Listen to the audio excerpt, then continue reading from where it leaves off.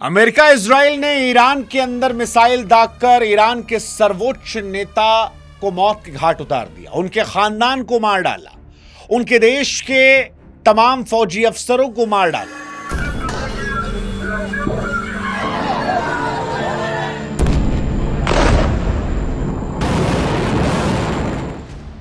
अब दुनिया सवाल पूछ रही है कि क्या ईरान अपने सबसे बड़े रहनुमा की मौत का बदला बारूद से लेगा या सिर्फ आंसुओं से? क्योंकि आवाम जो है वो तो सड़कों पर है। ईरान में तेहरान से लेकर इस्फहान, हिंदुस्तान में कश्मीर से लेकर लखनऊ तक आज डेथ टू अमेरिका के नारे लग रहे हैं। ऐसा लग रहा है कि ये एक जख्मी मुल्क या एक नेता को खोने की दहाड़ है। अयतुल्लाह अली खामनेई की मौत की खबर ने ईरान के उस कट्टरपंथी तबके को सड़कों पर ला खड़ा किया है। दुनिया भर में कई शिया लोग हैं जो उन्हें समर्थन भी दे रहे हैं, लेकिन सवाल यह है कि यह समर्थन जो कांपती आवाजों और बांधी हुई मुट्ठियों से है, यह सिर्फ शब्दों में होगा या गोला बारूद के जरिए अमेरिका तक ही पहुंचाया जाएगा? क्या ईरान उस हैसियत में है जहां पर वो अमेरिका पर हमला कर सकता है? यह सवाल अपने आप में बहुत महत्वपूर्ण है, क्योंकि आज ईरान उस खतरनाक मोड़ पर है जहां पर उसकी एक आंख में अपनों को खोने का मातम है। लोग रो रहे हैं तो दूसरी तरफ दशकों की बेड़ियों के टूटने का जश्न,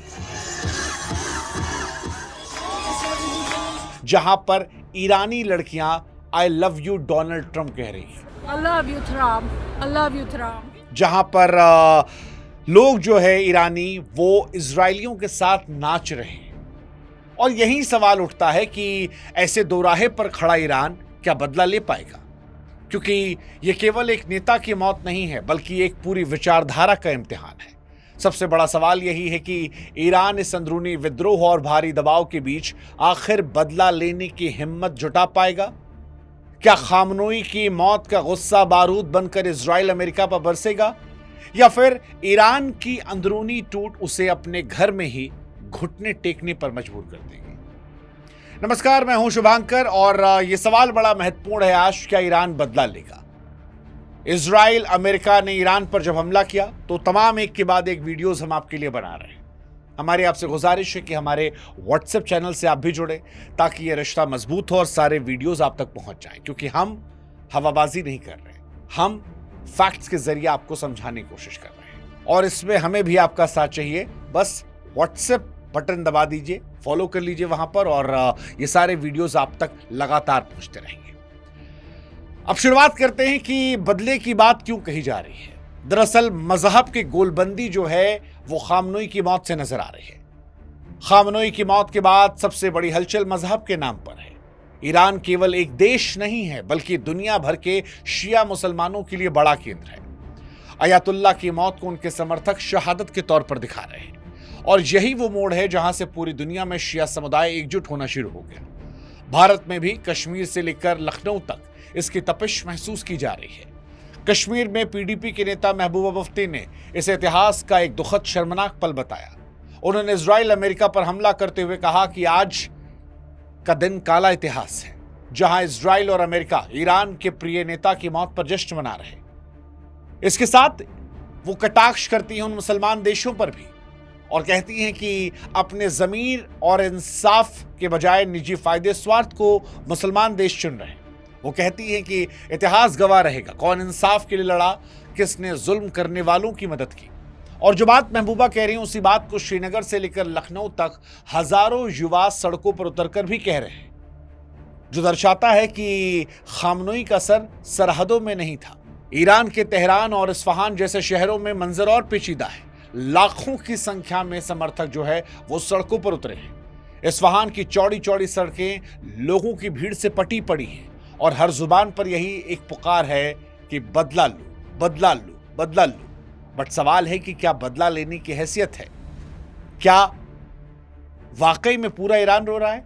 यह भी सवाल बड़ा महत्वपूर्ण है।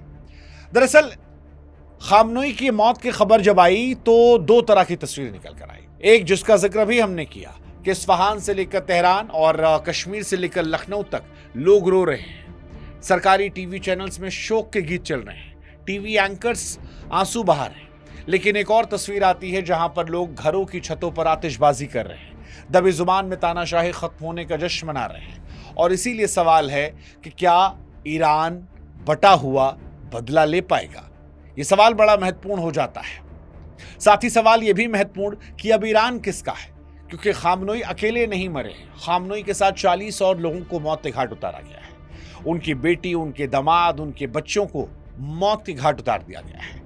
उनके फौज के तमाम अफसरों को मौत के घाट उतारा गया है। इसीलिए सवाल यह भी कि अब गद्दी पर बैठे कौन?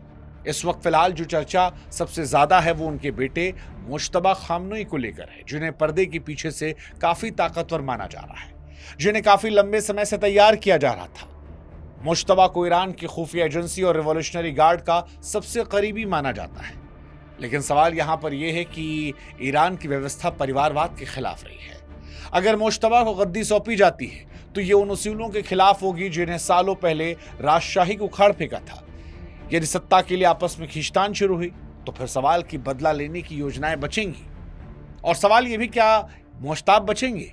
क्योंकि अमेरिका बार बार कह रहा है कि हम निस्त नाबूद कर देंगे, अगर तुमने हिमाकत की तो हम फिर हमला करेंगे, आज ही करेंगे और आज ही तुम्हें खत्म कर देंगे। ऐसे में सवाल यही है कि क्या यह हमला ईरान कर पाएगा? क्या वो बदला ले पाएगा?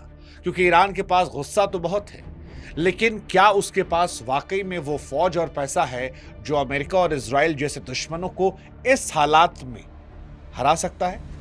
अगर समझदारी से देखा जाए तो ईरान कभी भी सीधे युद्ध की गलती नहीं करेगा, क्योंकि वो जानता है कि अमेरिका की ताकत के सामने उसका टिकना मुश्किल है। वो अमेरिका पर जाकर अटैक नहीं करेगा। ईरान ने थोड़ी दिलेरी दिखाई है आसपास के मुल्कों में बमबारी करके। वो दुबई को निशाना बना रहा है, वो कतर को निशाना बना रहा है, वो बहरीन को निशाना बना रहा है, लेकिन वो अमेरिका पर सीधे अटैक नहीं कर रहा है।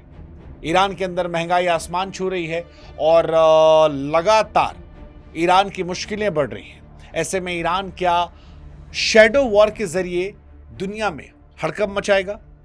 दरअसल ईरान की सबसे बड़ी ताकत वो गुट है जो दूसरे देशों में सक्रिय है, जैसे लेबनान में हिजबुल्लाह, यमन में हुती। ये गुट ईरान के वो हाथ हैं जो बिना तेहरान को युद्ध में घसीटे दुश्मनों पर चोट पहुंचा सकते हैं। ईरान समुद्र में तेल के जहाजों का रास्ता रोक सकता है, ड्रोन के जरिए अमेरिकी ठिकानों पर हमला कर सकता है। इस्फहान की सड़कों पर उमड़ी लाखों की भीड़ सरकार पर तुरंत हमले का दबाव बना रही है। लेकिन युद्ध केवल भावनाओं से नहीं लड़े जाते, जंगी सामान पैसों से जीते आते हैं। फिलहाल ईरान की अर्थव्यवस्था की हालत एक लंबी जंग की इजाजत नहीं देती है। हालांकि इस पूरे मामले में सबसे डरावना पहलू है परमाणु कार्यक्रम। ईरान ने कट्टरपंथियों के बीच ये सोच मजबूत हो रही है कि अब उनके पास परमाणु बम बनाने के अलावा अपनी जान बचाने का कोई रास्ता नहीं बचा। उन्हें लगता है कि अगर उनके पास परमाणु हथियार होते तो शायद दुश्मन इतनी हिमाकत नहीं करता। परमाणु बम बनाना ईरान के लिए सुरक्षा की गारंटी हो सकता है, लेकिन ये पूरी दुनिया के लिए तबाही का इशारा होगा। वहीं इजराइल इस वक्त आक्रामक मूड में है। इजराइल इस मौके का फायदा उठाकर ईरान के परमाणु ठिकानों पर बड़ा हवाई हमला कर सकता है, जिन्हें वो अपने लिए खतरा मानता है।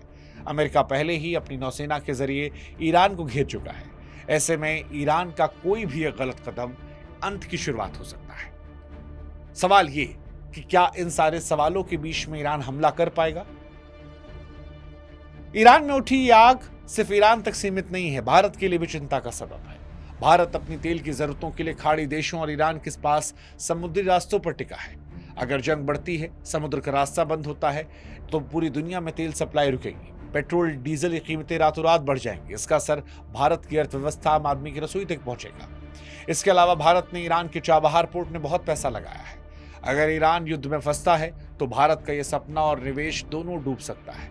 साथ ही कश्मीर जैसे संवेदनशील इलाकों में होने वाली राजनीतिक बयानबाजी और विरोध प्रदर्शन देश के अंदरूनी माहौल को भी बिगाड़ सकते हैं। एक सवाल यह भी आता है कि क्या ईरान में जो कुछ हो रहा है वो महायुद्ध या वर्ल्ड वॉर की शुरुआत है?